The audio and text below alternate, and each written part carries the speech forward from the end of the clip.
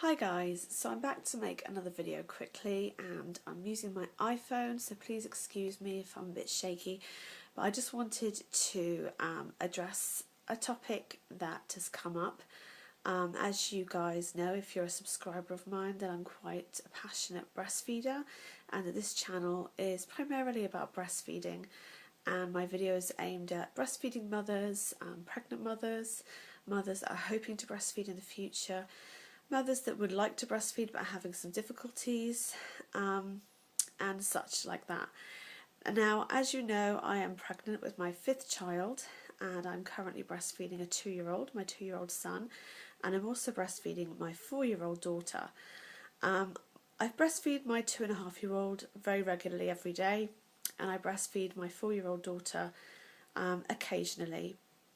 And this has caused a lot of controversy because people seem to be very confused as to why I would be breastfeeding a 4-year-old or a 2.5-year-old for that matter, when they believe that these children have a perfect digestive system and immune system, and that they're eating solids and a normal healthy diet. So why would they be breastfeeding? And this is something that I haven't really covered too much of before in the past, because I kind of thought that this was something that was known about, but what I'm kind of starting to understand is that people seem to be okay with the idea of breastfeeding, or they think they have some knowledge on breastfeeding, but they don't have that much knowledge about breast milk and the benefits of breast milk and why women would choose to extend their breastfeeding beyond, say, 6 months. So I'm going to try and address some of these topics for you now, guys, and this is all just off the top of my head, so if I get any mistakes or figures wrong, then please excuse me, and I encourage you to go and do some research for yourself and not just take my word for it. But as a breastfeeding mother, I've been breastfeeding for 4 years now straight, and I've breastfed all 4 of my children, and I plan to breastfeed my 5th child as well, God willing.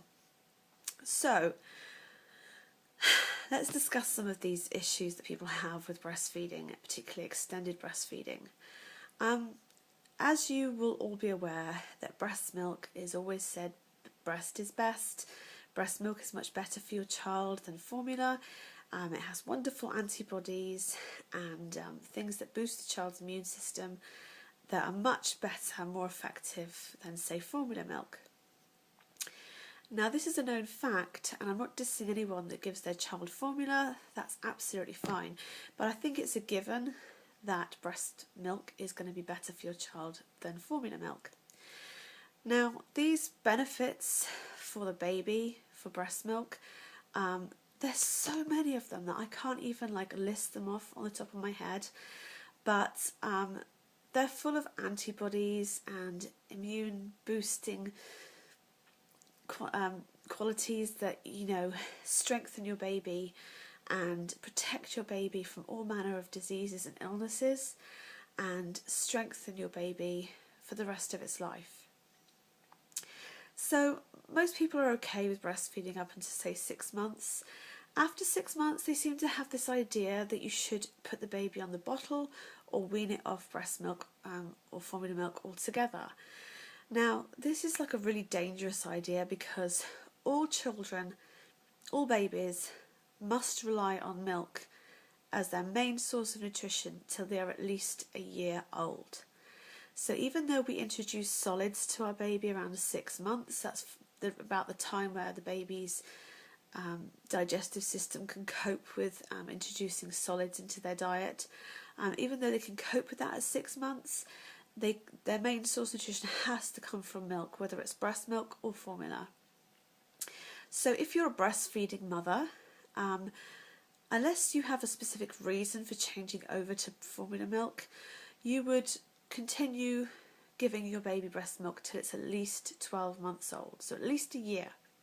Now, the World Health Organization advises or recommends that you breastfeed your baby for at least 2 years, because the baby's still developing its immune system up until, you know, about 4 or 5 really, but you know, they're recommending for at least 2 years, and the world average is about 3 to 4 to 5. You know, I've read different studies which give different figures on that, depending on which part of the world you're living in.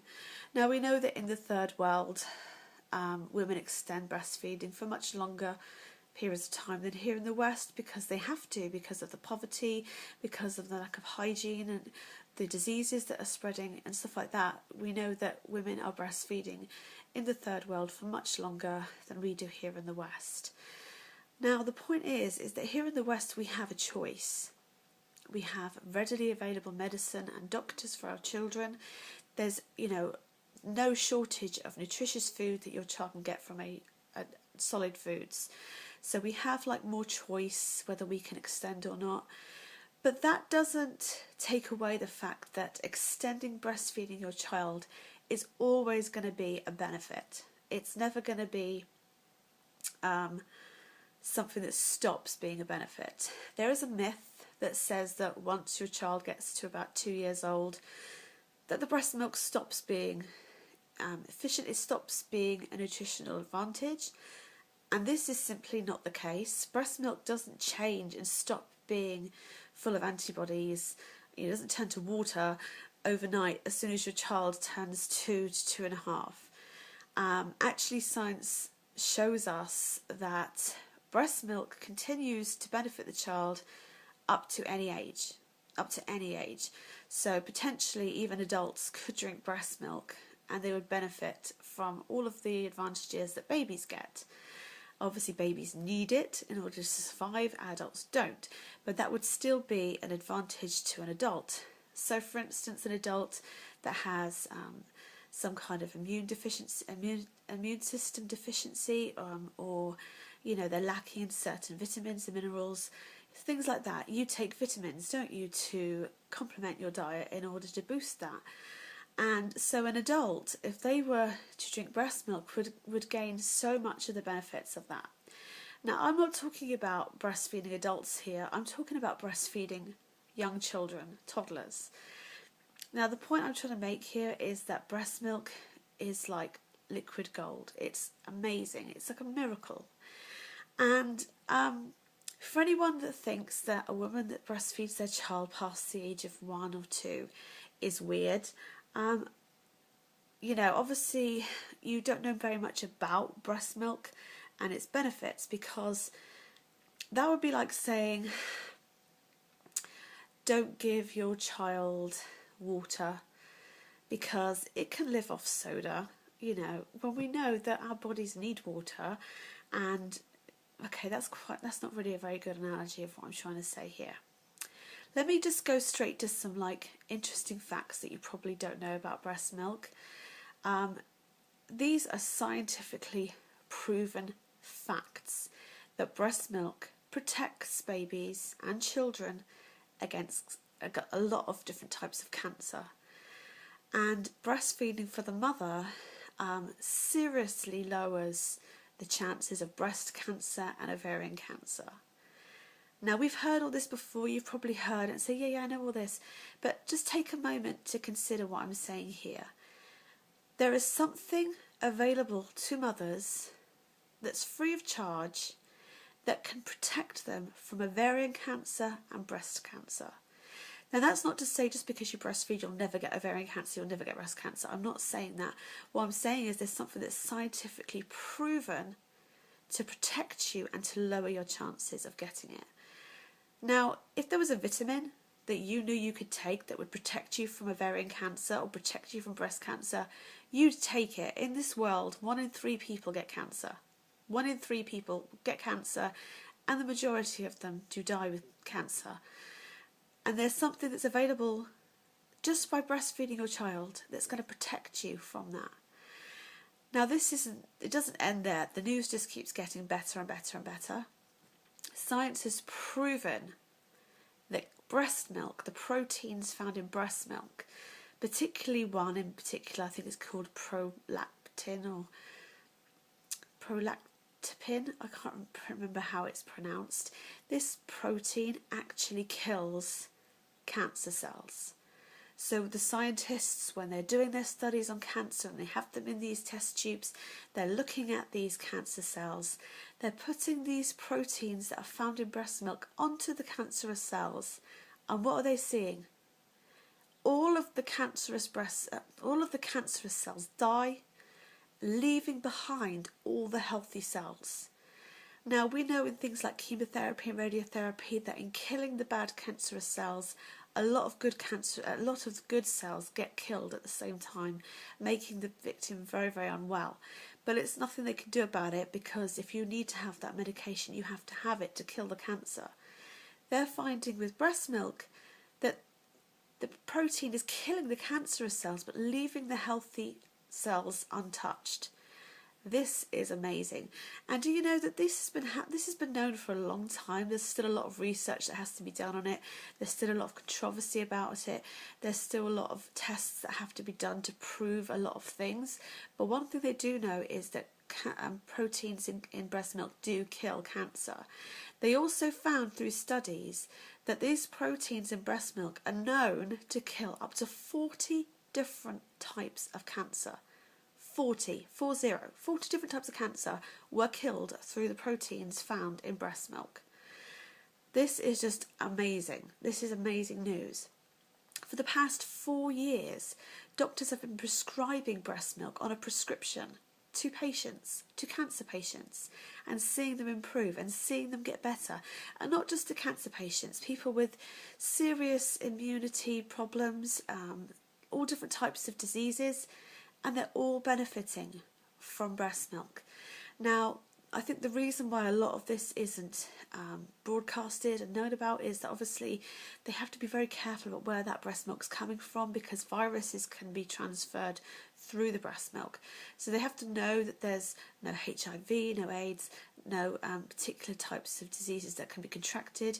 And like I said, viruses can be passed through. So they need to know that the source of the breast milk is a good, clean one that isn't going to compromise these sick people. But what we do know is that doctors are becoming more, the more studies they're doing, the more they're proving that these proteins are absolutely amazing. And a lot of people, it showed, there was a test that showed this man who had prostate cancer, and every time he took the breast milk, his levels went completely down. And if he forgot to take a dose, his levels would increase again. And so studies like that are kind of showing that there's definitely a correlation between the breast milk and the cancer and the illness. So, I mean, if you can see where I'm coming from here, that we have something that is absolutely amazing. Breast milk can kill cancer. I mean, that's even more amazing than all of the advantages of breast milk.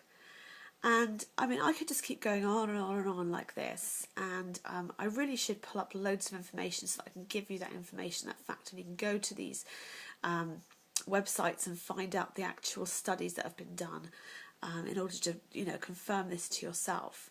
But what I'm saying is that this breast milk can help sick adults, and it protects children, and it protects the mother. And that's nothing to talk about the comfort, the joy, the love that's enjoyed between bonding between a breastfeeding mother and the child, the less chances of getting postnatal depression, the child's protection against allergies and also ear infections, chest infections, vomiting and diarrhoea, which I have known from my own experience. The children that are breastfed get hardly sick in terms of sickness and diarrhoea at all.